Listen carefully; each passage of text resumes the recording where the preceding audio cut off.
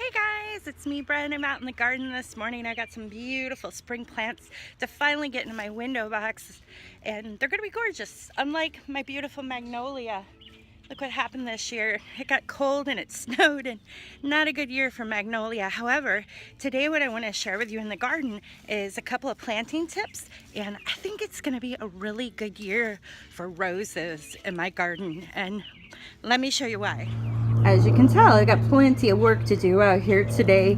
Lots of weeds that need cleaned up, and I'm going to be putting some more manure and mulch mix around my roses. This is a Don Juan climbing rose, and it is just doing fabulous this year. Look at this. It is very tall. It goes all the way up. In fact, I probably should prune it a bit. Although this one always maxes out to about this height, so it might be okay. But just look at the healthy growth on this already. It's pretty early for that, considering we had snow and it was cold the last or the beginning of spring, and it's just doing great. So this one's gonna be rocking it. So I was a little upset last summer when I didn't see any signs of my beautiful white clematis I had here. I don't know the name of it, but it sure is a beautiful vine. And then so today, or a couple of days ago, I noticed, look what's back. Something came. And what happened here was I pruned it, and I should not have done that when I did early spring last year, and I thought I lost it. So luckily we have a new growth down there and lots of weeding to do, so we're going to get in there and mulch, and it's going to be a beautiful show. Now over here, I love showing off this garden. Maybe not so much today because nothing is really happening yet. I mean, no flower show yet, but look at the growth on that beautiful red carpet rose. This thing is a sure win in the landscape. I don't do anything to this except throw some eggshell and coffee grounds down there, and of course some horse manure and a little bit of mulch, just a little around the edges, because I do have hostas that pop up in this beautiful ground cover that has blue blooms on it.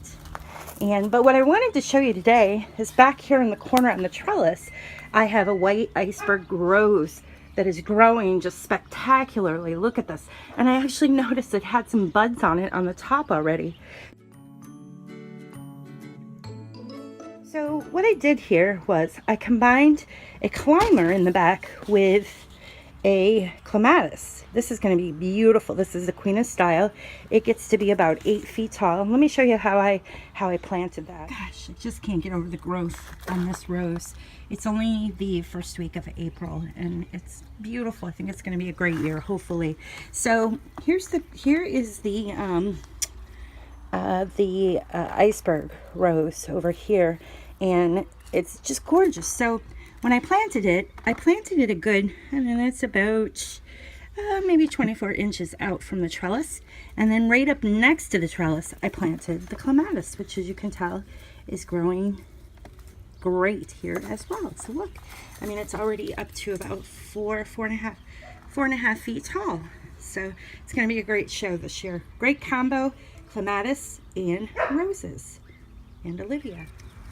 So what I wanted to point out here about the clematis in spring is, as you can tell, I've got some growth going on here up at the top, right? This one's doing great. This is I think it's called Sweet Summer Love, and it's by Proven Winners. Came out last year, I believe, or it should be out this year.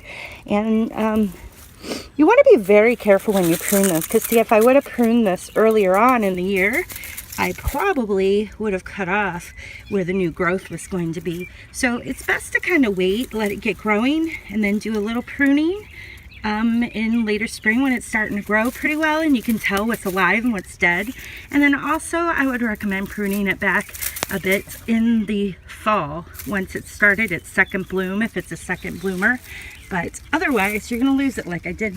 Well, think you lost it. You could lose it like the one I did in the front, but which luckily it's coming back. So there it is. What I would encourage you is to try planting new combos like climbing roses and clematis together. You can even mix up a couple of different clematises. There's so many new varieties this year that bloom on and off all summer and would work great together in your garden on a trellis, providing color all season long. So as you can tell, I got plenty to do out here. So I'm going to sign off, but you can find me over at brenhaas.com. Jump on the hashtag Garden Chat.